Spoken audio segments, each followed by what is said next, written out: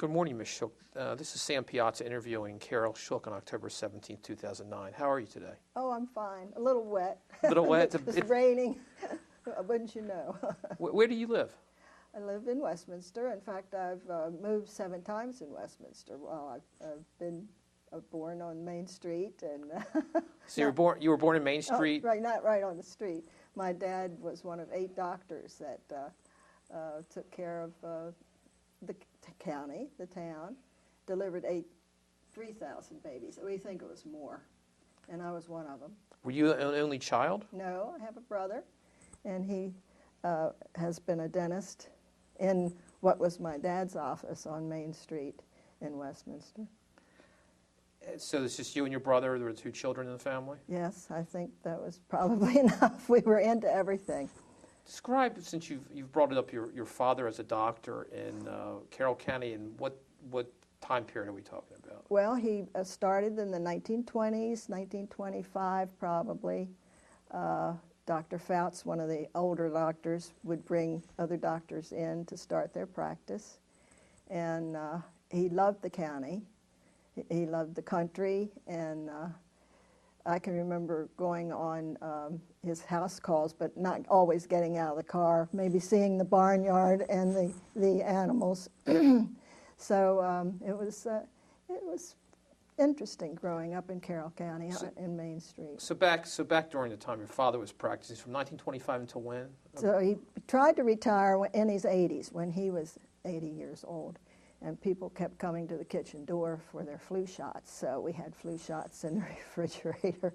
So he was one of the founders of the hospital here, Carroll County Hospital. But back then, most children were born at their houses or farms. Yes, yes. Was there a hospital when you were a small child in Carroll County? No.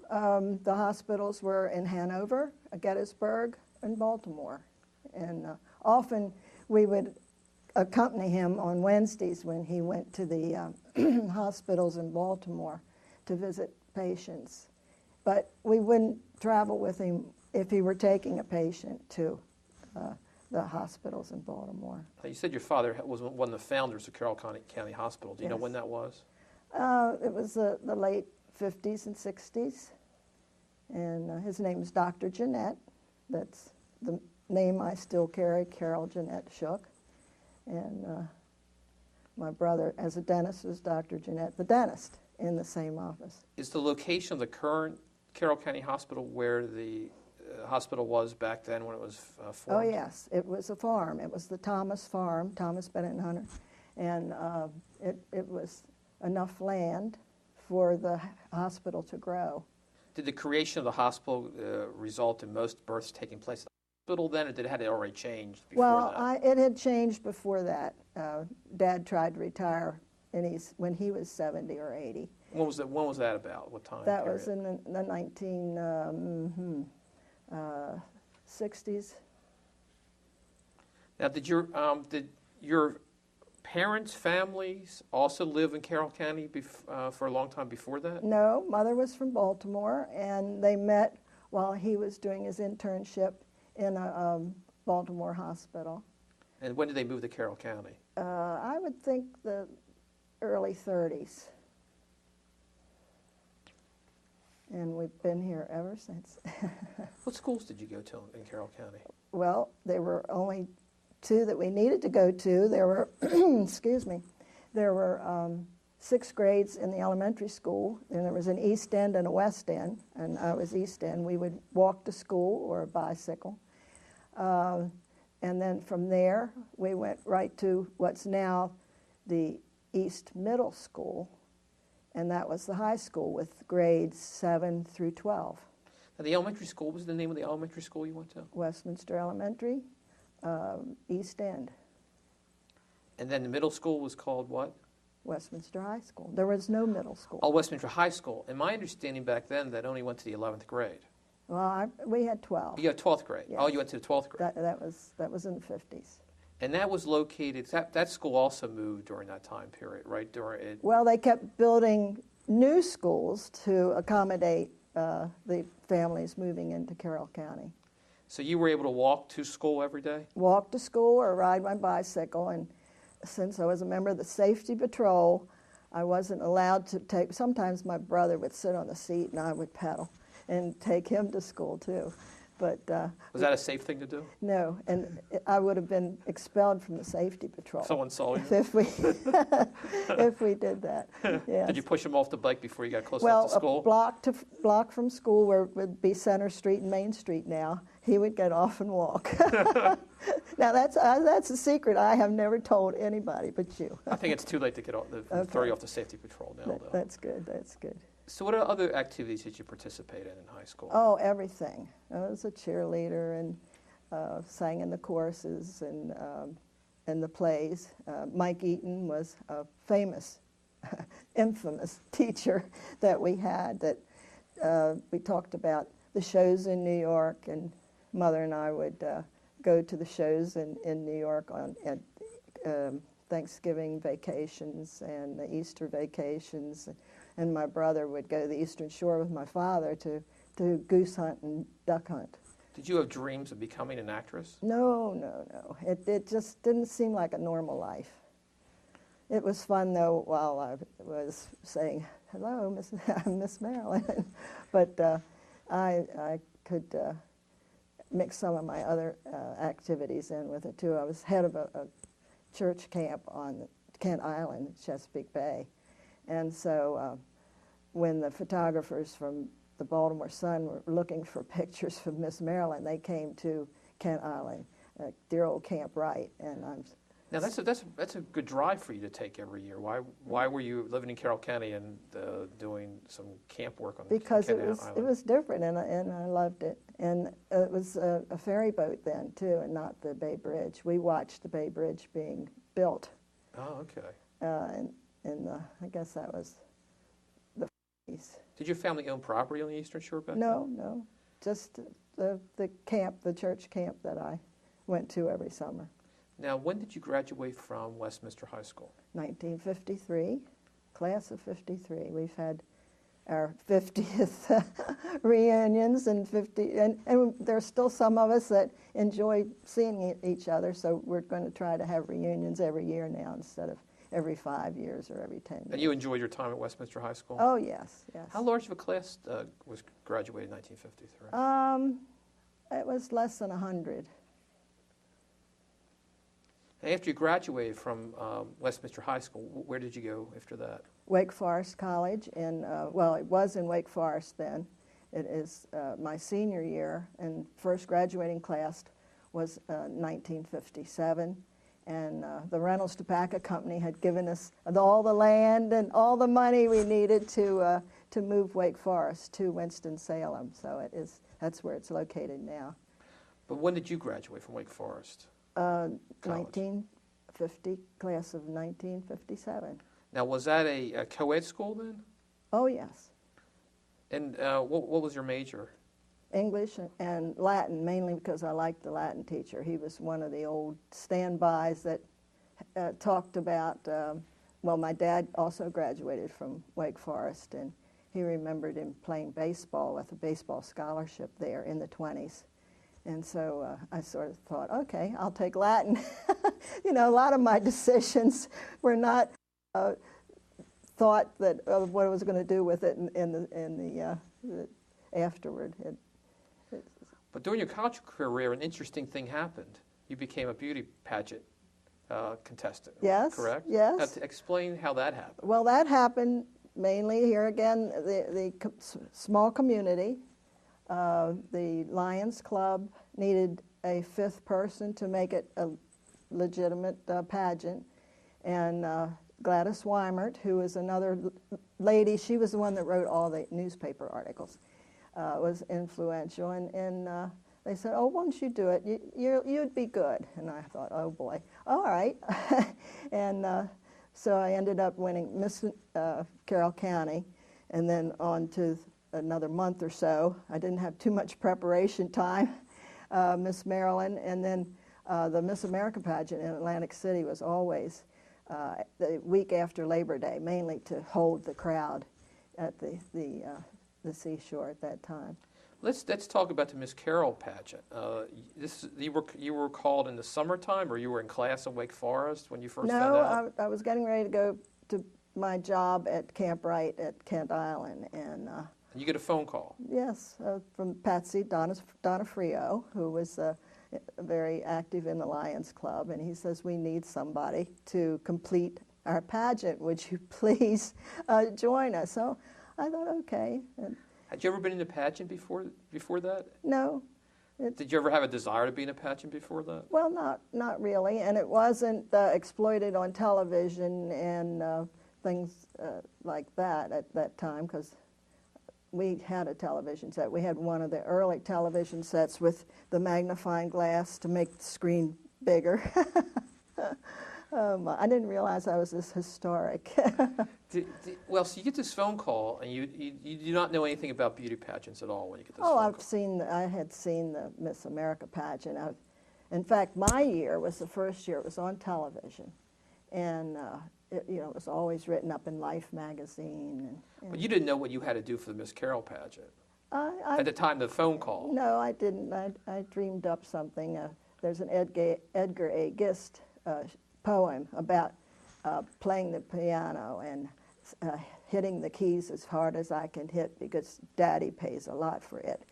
But then when I won Miss Carroll County and looked at the other girls that were running for Miss Maryland, there was a piano player from Peabody, and I thought, oh, this will never do. Yeah, you're not going to compete against a Peabody piano player.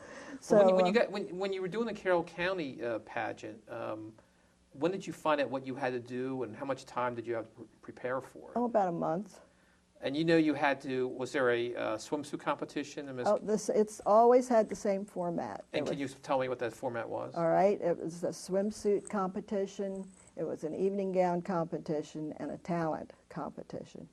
And it was, I think the Miss America pageant has been in Atlantic City since the 1930s. But for the Miss Carroll one, so you had to go out and buy yourself a swimsuit, I would think. Oh, I had many swimsuits. Oh, yeah, many. I'm quite a swimmer. So. Oh, you were okay.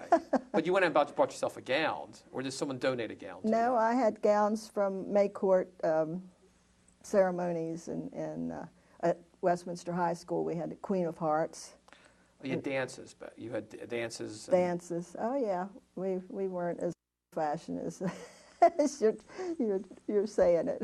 Oh no, I would think for a special occasion you would have to go out and buy another gown. Well, here again, the community just sort of came together, and there was a Rosenstock store on Main Street, and he was going to donate a gown, but already had several that I appreciated, so he donated the hoop skirt. Okay. Now this was 1955 when the Miss Carroll pageant took place. Now yes. where did it take place? Here, there, and everywhere.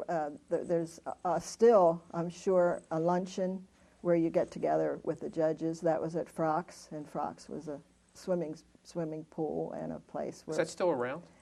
No, it's been filled in because I think it didn't have the right kind of filter, and you could no longer swim in that kind of water. But that swimsuit competition took place at the pool. I mean, everything had its place. Was this a week competition? Was it the last entire week? It was a couple weeks. Oh, well, the actual competition, yes, was about a week. There was luncheon with the judges, and that too was at Fox, which was a place where gatherings were. It's gone now. It's not there anymore. Now, for the swimsuit competition, were there spectators? Were people sitting around watching you do this, or just you and the judges? No, it was at Frocks Pool, and whoever was there was advertised in the newspaper. Gladys Weimert, here again, was the publicity person, and she didn't miss much. Did your parents have any problem with you doing this, or they were behind you? They were behind me. Every once in a while, Dad would grumble that not everyone could afford a Miss Maryland, but they were good sports. Mother came to Atlantic City with me, but we had official chaperones, and we weren't allowed to speak to men, not our brothers or our fathers, because of bad publicity possibilities. But for the Miss Carroll again, when you had the evening gown competition, was that held at a hall somewhere?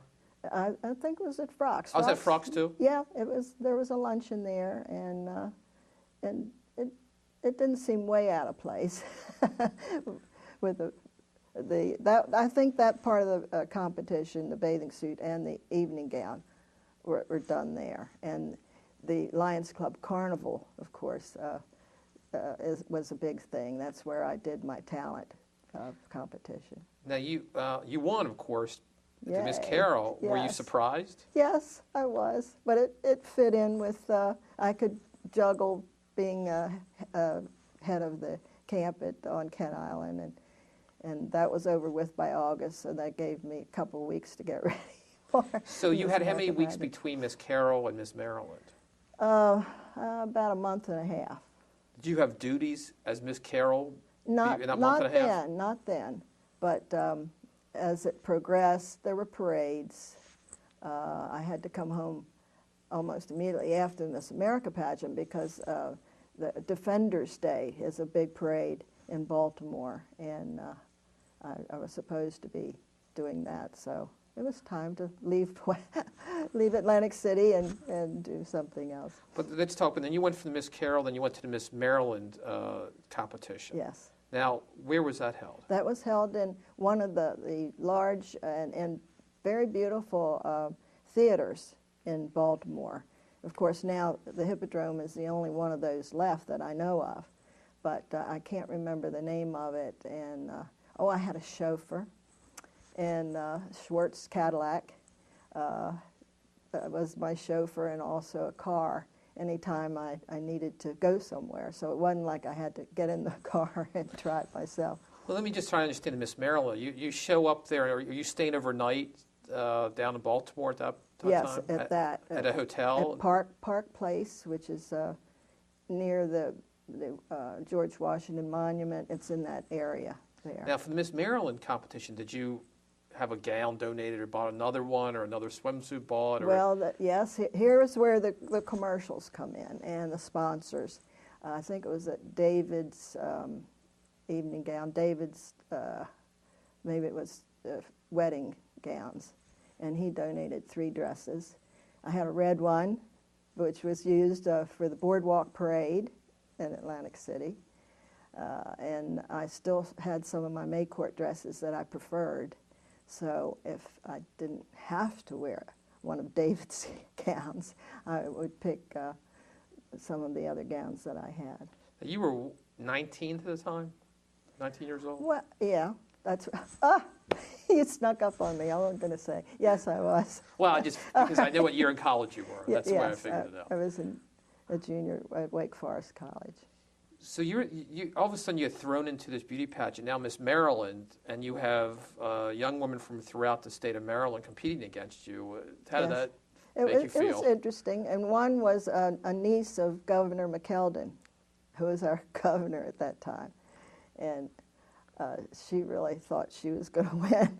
So I sort of felt sorry for her, but as it went on, I was enjoying the So spotlight. it wasn't a stressful situation for you? Oh, no. Because if you won, you won. If you lost, Yeah, you lost. if I lost, I went back to, if I won, I still went back to Wake Forest College and finished my 4 years. Did you form some relationships with the other contestants? In North Carolina, and southern states seemed to really go all out. And we were in Santa Claus parades, and I did see Miss North Carolina several times during that, and with some other girls, the Tobacco Queen. And that was the Miss America pageant. But for the Miss Maryland pageant, did you form some relationships with the young women? No, it just all happened so quickly. It happened from June to August. And it was just, and I also had the summer job as head of the camp. How much time did you have between the Miss Maryland contest and the Miss America contest? Miss Maryland was in June, and the Atlantic City was a week after Labor Day in September. Now, did you do any appearances in between those two competitions? Not really, because I really was busy being head of Camp Wright at that time. Did Carroll County or the residents of Carroll County approach you and try to help you out in certain ways before the Miss America contest? It was wonderful support. The Civitan Club, the Seroptimus Club, the Lions Club, and I think my biggest cheerleader was Gladys Weimert. What did they do for you? Did they actually give you money to help stay there, or did they donate things to you, or? I always had a big bouquet of flowers from Dutterers. Eileen Dutterer Welsh was the one who always made sure I had a huge bouquet of flowers. And it was just, it was not surreal, it was real, and I enjoyed every minute of it. So then you go to Atlantic City for the Miss America pageant. Had you ever been to Atlantic City before? Oh, yes. Oh, before that you had been there? Well, yes, it was a popular place. I preferred Ocean City, Maryland, but Atlantic City had an interesting boardwalk, and we'd vacation there maybe a couple days. Can you tell us about the competition? You were there for about a week or 2 weeks to Miss America? It was a little more than a week. I arrived with my chauffeur in my Cadillac, and it's very, very well run. That you just follow a routine, and you had time to practice your talent on the stage. And my talent by then was not Edgar A. Gist. I had been on the fashion boards at Hutzler Brothers department store, so I borrowed a mannequin, and we had a 4-minute fashion show. Explain it to me. I've heard you did that. What did you actually do with the mannequin and the clothes to Well, make it a fashion show? I had a suitcase, and I explained how to put together an outfit that would coordinate with where they were going, and it was a 4-minute, real fast fashion show, and I can't remember exactly what I said, but I was busy dressing the mannequin, and also I wore something. Oh, Bermuda shorts was really a big thing then. So I said that the Bermuda shorts were taking the town by storm, and by then I did a cartwheel, kicked the microphone. It was one that stood on the, that was during practice, so I made sure that I didn't do that. On TV? On TV. Well, that's good. You got to get that out of the way on yes, practice. that's right, that's right. So what did the young women do during the time periods they weren't competing? Did you get together and go places together? Well, we had luncheons and dinners. Breakfast with the judges, I think, is what we did instead. Today they have a platform, and they talk about what I think this year's Miss Maryland should do very well, because her platform is autistic children, and she teaches autistic children. So that should go a long way. But back then you didn't have a platform. No, no platform. We just had breakfast with the judges at 8 o'clock in the morning, and that's not my favorite time of day.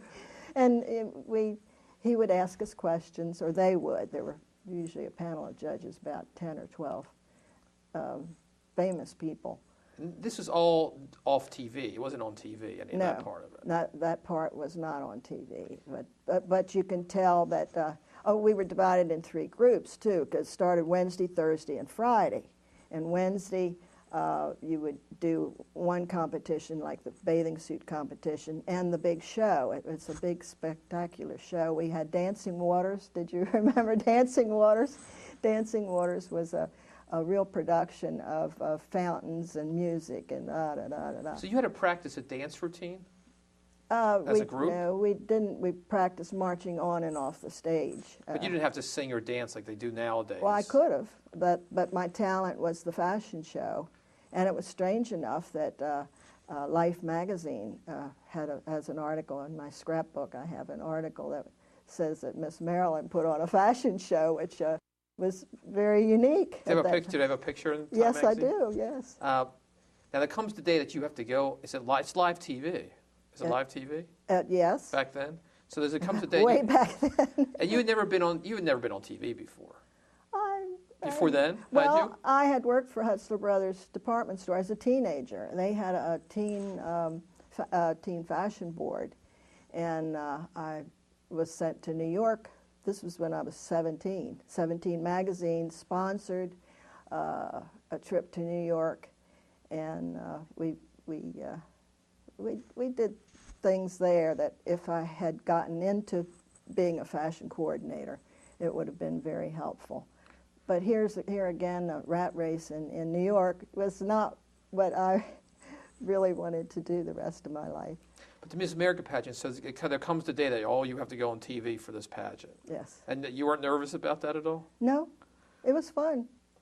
And I guess I'm unusual. Well, I didn't take it as seriously as some of the girls, because some of the girls probably had been in pageants years before, and if they wanted to continue, then the next year they'd be in the pageant again until some of them don't win, and that's the sad part, that if the ones that don't win and how unhappy they are. And but you had no desire to make this a career. no, This no. is just something fun to do for this year. Possibly fashion coordinating, but you know, when you go to college and study other things than fashion coordinating, it gets to. I sort of changed my mind as I went along as to what I was going to do. Now, how did the pageant go for you? I mean, I know you didn't win. No, it was fun. It was But you had a lot of fun doing a it? lot of fun. It was very interesting, and at that point, the Miss America pageant was the only really big pageant. Now, I think Miss USA has sort of got a sponsor that pays for everything and pushes. But it was just an activity that, like being a cheerleader for 4 years was for me. Now, one of the areas of the competition was the evening gown competition, Yes. and you've been kind enough to bring a copy of a photograph with you today. Yes. And if you could just hold that photograph up for us. Well, I And- think still if you go to Atlantic City, all the restaurants have the different years. And if you could point you out to us. Well, let's yourself see. out. Everybody looks the same upside down, but where am I here? Here I am, right there. And that's Eddie Fisher. And that's he was the MC of the competition? No, Bert Parks was, but he was the, Now, you're not in the top row. You're the No, young right- lady right down right below there. your finger. and see, everybody looks alike, don't they? Everybody wants the person that's dressed as a Native American. Oh, yes. Well, that was the first that there were 48 states. And we had Miss Native America, and there's another one over here. But they were not contestants. They were just there to promote, I guess, American Indians. And I'm not sure what this one was. Well, But- thank you for showing us the Yes, photograph. yes. Now, after the competition, what did you do with your life after the competition? Well, I took a student tour to Europe, and that was wonderful. When I came home, Sam Jennis, who was the head of the Board of Education, needed a fourth grade teacher, and I talked to my mother, and Mother would say, "Oh, she would love to do that." So I was a fourth grade teacher for 4 years in the Westminster Elementary School. When did you stop? When did I stop? Why did you stop? Oh, because I got married and decided I would have my own children, and I wanted to be home. My husband was Dean of Admissions at Western Maryland College, and he said, if you want to stay home, stay home. So I did. I had other activities, too, mostly volunteer. I've been a volunteer since I was a Girl Scout. But let's go back to not only did you teach school at fourth grade for 4 years, but you also had duties as Ms. Maryland and Miss Carroll County when you got back? Well, sometimes they would get us together. We would have a reunion. We would have a dinner. Nothing pressure. You didn't have to make appearances as Miss Maryland? As Miss Maryland, yes. Can you just tell us what some of those Well, appearances? some of them was at Fort Meade, and I was I was declared an honorary colonel, and I was supposed to surprise the men that were in training by throwing a hand grenade. They were supposed to be ready for anything at any time, so I guess I was surprised throwing a hand grenade. I would think Miss Maryland throwing a hand grenade would be a surprise. Yes, it was, and it was. It was not a live hand grenade, was it? No, shoot, I wouldn't have touched it. I said, "Are you sure?" Yes, they're part of their training. So What happened when you threw the hand grenade? They scattered, and some of them went down on the ground, and I was just. Well, the good thing is they didn't shoot at you. Well, I hope they weren't armed. They were armed at the time. Yes. So you had to do that. Did you think that was a little foolish? It was strange. Strange. Other things. What other things did you do as Miss Maryland? Well, parades, and opened the state fair, which I enjoyed. And I guess they thought someone from Carroll County would be just perfect with pictures with the animals. So I have pictures in my scrapbook of, well, I was called back to Atlantic City, and I'm walking the turkey on the boardwalk. And I had some sheep. Somebody provided all these animals. And this is on the boardwalk of Atlantic City? Yes, in Atlantic City. We were called back if we could be helpful for something. And for that type of thing, were you wearing a gown to walk the chickens on the boardwalk? Oh my goodness, no. I could pick my own what to wear, which is, it wasn't blue jean time either. Everybody wears blue jeans today. But it was something casual, and we walked the lambs on the beach. I mean, you always walk your lambs on the beach. Yeah, it probably was the first and last time that it happened. Right. And the publicity pictures were in several farm magazines. Now, did you do things in Carroll County, like parades and that type of thing? Yes, and for the Lions Club. Can you just tell us what some of those were that happened actually in Carroll County? Well, I read, or maybe I memorized, the Gettysburg Address for the Memorial Day Parade at the grave sites. And just the different things that were happening. I was in North Carolina, and if it was important enough, they would pay my plane trip from Raleigh-Durham to Baltimore. The Miss America people would do that? No, this is Maryland. Oh, they would pay for you to come up and make appearances? Yes. Are there others that you'd like to discuss with us? No, I think I've already mentioned State Fair, and when they brought the ship in the Baltimore Harbor, the Constellation. I was going to say Constitution. Constellation. I was there and said a few words and how proud I was to be an American, and what a wonderful thing for Baltimore to have the harbor changing. And I mean, it really changed. If you could remember the harbor before the 50s, it was not the show place that it is today. It's just a large grassy area where they had fairs every once in a while. Yes, and it smelled bad. Now you had an opportunity to participate in the Rose Parade. Oh yes, this was 3 years later. I mean, it just sort of went on and on and on. And it's like, here again, Dad says, it's like getting a bull by the tail and you can't let go. But this was all fun, no pressure. The Allied florist, the Allied florist, and here Eileen Dutterer Welsh and Gladys Weimert again, thought it would be wonderful if I would represent them on the Rose Bowl float for the Allied florists.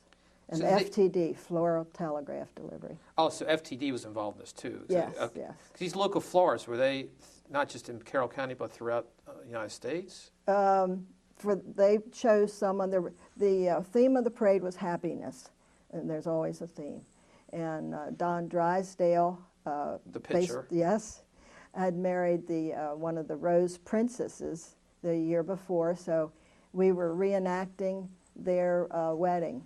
And the float had the arches, and it was I was a bridesmaid, and along with the orange juice lady. I can never remember her name. They picked Bryant. Yeah, Anita Bryant, and there were two others, and we were from all over the country as 4 bridesmaids, and Don Drysdale and his wife, and the float was a chapel full of flowers. You stand on the flowers, every inch of those floats. You stand on the flowers. And you had to stand for hours, didn't you? Yes, but there was sort of a metal support. Behind your back, right? No, sort of around your hips. You could lean. You could lean. But it's a 4-hour parade. And I think when I did the box lunch talk, somebody said, well, what did you wear under the dresses? But it was underneath the dresses, and the support. You could lean on it. And when you're in a parade and the flowers are so beautiful, orchids everywhere. And you're young, you can do that. Yeah, yes. I don't know, I'd do it again if they asked.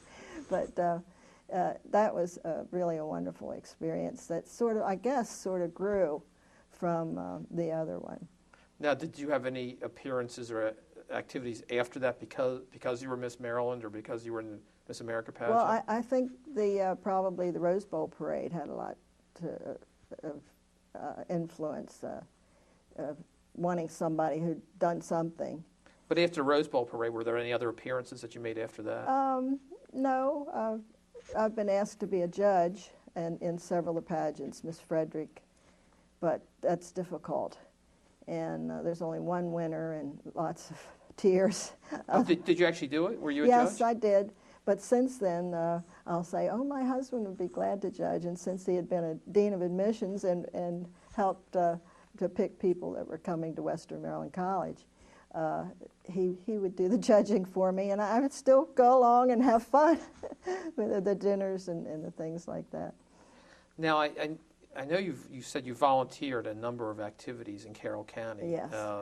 In the last 40 to 50 years. Oh, I've been a volunteer since I was a Girl Scout, and I volunteered at the Farm Museum before I became the volunteer coordinator. I was a county paid person to be a volunteer coordinator, and I coordinated, I think I had about 300 volunteers. It's really wonderful the way people love the Carroll County Farm Museum. Now, when did you become a Farm Museum coordinator? It was about 15 years ago, and I was there for 10 years, and getting the volunteer. This wasn't an easy job. You had to get the ticket sellers and the gate monitors and a lot of things that you don't think of are volunteers, and wonderful, wonderful people from Carroll County have been such a support for the Carroll County Farm Museum. And off camera, you told me that the Farm Museum used to be what at one point? Well, as a Girl Scout, it was an almshouse, the Carroll County Home for the Poor, and a dirt road. We at Christmas time would make cookies and come visit the people who lived there. And if you're familiar with the Farm Museum, the long building outside was the men's dormitory, and the women were housed in the house itself. If you've ever been up on the second and third floors, it was, rooms almost like, I wouldn't say like a hotel, but private rooms for the people who lived. When was it an almshouse? What period of time? I'm pretty sure it started just after the Civil War, when a lot of men didn't come home from war, and people were homeless, and it was a farm, and alms farms, or the people who lived there ran the farm, grew their vegetables, and it's a history of many farming communities, and I've seen almshouse roads that where there was an almshouse maybe in every county. Were there also like children there also back then? I don't remember, but if there were a family, I'm sure, and they would pitch in with the farm chores. It's a wonderful place that has been preserved, and I'm so glad the county didn't use the land for parking lots and county buildings. It's pretty much the same as I remember it in the 40s and the 50s. Do you know when the almshouse went out of business? I think it was probably in the 60s it became Carroll County Farm Museum. It could have been earlier than that. But here was this plot of land right where it could have been, well, the hospital's also on the same Thomas land. And it could have been more county buildings. But George Greer is the one who was influential, a county official, in making sure that it would remain open land and a farm museum, which it is now. Are you still active in the Girl Scouts?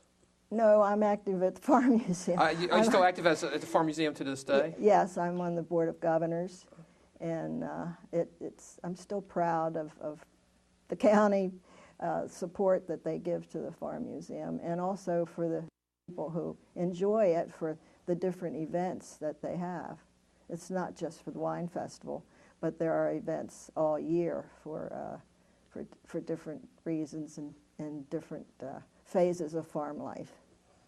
And it's what are the challenges of keeping the Farm Museum alive and active in the community? Well, the main thing is the support that you have from the volunteers, and the way everybody wants to use it some way or another. So it's an important place, an important remembrance of Carroll County's past, and it's good that it's going to stay that way, I hope. They can't use that land for anything else at this point. Let's talk about you're growing up in Westminster. How was, let's talk about Westminster, Main Street, in that area. Were there theaters there at the time? The Carroll Theater was there. That was the newer theater. The State Theater is now partially a parking lot, and it's across from it used to be the Carroll County Bank, B, and C, or T, or whatever it is now. That was the State Theater. And I can remember every Saturday having a quarter, and my grandmother, who lived with us, would walk with me and my brother to the State Theater. And you walked everywhere. You walked to the grocery store. You carried your groceries home. The Main Street looks pretty much the way it is, unfortunately. The fire hall is used in different ways, but the town clock would strike at night. I can remember waiting and hearing the strike. It was just a good place to live. You walked to your friend's house. We played with electric trains at Christmas. It was busy, and the playground, which was behind where my dad's office was also a playground for us. There's something going on all the time, a softball game, or the tennis courts came later, but it was sort of my backyard. Now, there were a number of factories in Westminster back then. Yes, there was a clothing factory up the east part of Green Street and Washington Road. And there's a tannery? A tannery that people didn't get too close to because it didn't smell very good. That was sort of back where BJ's is. Yeah, that part of town. And we hiked to parts of Westminster, sort of back Center Street where the East Middle School is.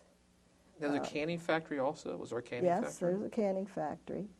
And did your brother work in any of those factories? Yes. In fact, they were asking me when I talked on the box lunch tour if I had been on any TV shows, and I said, well, I have $1 from the What's My Line cast, and they said, oh, were you on the What's My Line? And I said, no, my brother was, because growing up he had a job at the Shriver's cannery, and he was a pea tester. He tested the peas that they were the right size when they picked the peas for the cannery. Yeah, everything was incorporated, and the town had everything that a town needs. It was a nice place to grow up. Now, at that point, there still was a passenger train coming through Westminster? Yes. Did you ever get on the passenger train? Oh, yes. Mother and I went shopping in Baltimore from the train, from here to the train station. And that certainly was back then the easiest way to get to downtown. Yes. When we weren't going with Dad when he visited patients in the Baltimore hospitals, and he didn't have a patient coming or going to or from the hospitals there. Do you remember when that train stopped carrying passengers? No, I've sort of lost track of that type of thing, but it was an experience. It was a nice ride to Baltimore, and you get off and you gather your purchases and come back home on the train. It was very convenient. Went through Cedarhurst, and I had a stop there, I think. I had a friend who lived there, and sometimes she would get on the train, and we would always go to shop at Hutzler's and Hoschel's and Stewart's and May Company. That was all right downtown. It was On Howard Street. yes, yes, In the time you've lived here, of course, there's been a lot of changes in Carroll County. yes. Do you like them? Do you mixed bag or? Well, it's progress, and I'm sure there are many more opportunities for people today than they were then. But you know, it was a nice, quiet little town, and we had our parades, and we had our Girl Scout meetings, and we were busy. I mean, it's turned basically from a large, mostly a farming community when you were growing up to now it's become more of a suburb. Yes, that's sad because I don't think you get to know people. People are in a rush and are probably in the car more than they are at home. Or it's just too bad that you don't take time to be a volunteer somewhere and get to know people. What is it about Carroll County that keeps you living here after all these years? I was glad to get back from North Carolina to Westminster, and it's still a challenge to do what you want to do. I'm a member of the Women's Club of Westminster, and that seems to be my thing to help volunteer in different ways. What does the Women's Club of Westminster do? We do everything. We have 6 different departments: arts department, education department, international affairs department. It's every phase, and we are in little committees like that keeps up with things that are needed in the community. And also one of our members is going to be the head of the General Federation of Women's Clubs. So it's a way of being able to help. What kind of some of the activities that you do in Carroll County, the Women's Club? Well, when you come right down to it, there's nothing one big thing. We've had fashion shows and make money and donate to different people in different places. Is there a favorite cause that you donate to, the club donates well, to? I've been in the arts department, and we have a poetry and short story contest, which we do throughout the schools, but also anybody who can write a short. We have rules to follow, and it takes up all my time to read the stories and the poems and try to pick one winner out of 100 applicants. Well, Ms. Shook, thank you for your time today, and I appreciate you coming out and telling us about your life. Well, good. I wasn't sure what you were going to ask or what you wanted to know about, but I'm glad you're interested. And I appreciate it. Well, thank you. Thank you. Yes.